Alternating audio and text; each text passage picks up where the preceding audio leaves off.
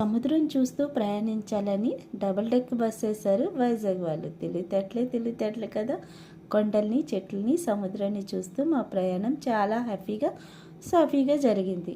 మేము చేసిన పొరపాటు ఏంటంటే డబుల్ డెక్ బస్సు టికెట్ ఏమో ఆన్లైన్లో బుక్ చేసాము. ఆన్లైన్లో కాకుండా ఆఫ్లైన్లో బుక్ చేసుంటే 2 డేస్ మేము ప్రయాణించుంటాము.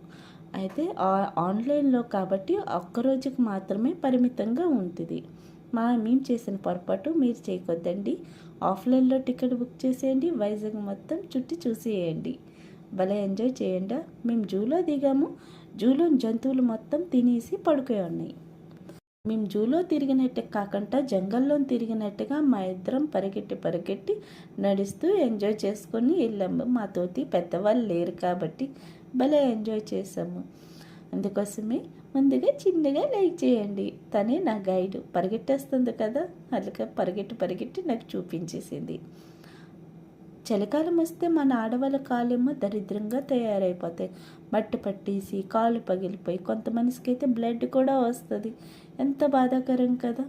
అందుకోసమే మీకు ఒక చిన్న సలహా ఏంటంటే గ్లిజరిన్ రోజు వాటర్ కలపకంట, ఒట్టి గ్లిజరిన్ ఏమో రాత్రి పడుకునే ముందు రాసుకొని పడుకోయండి.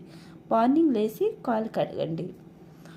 కాళ్ళు పట్టే మట్టి మొత్తం విడిచిపెట్టి కాళ్ళు పగలడం కూడా తక్కువ అవుతుంది, బాగుంటుంది. నేను ట్రై చేస్తున్నాను, నాకు సక్సెస్ అయింది, అందుకే మీతో షేర్ చేశాను.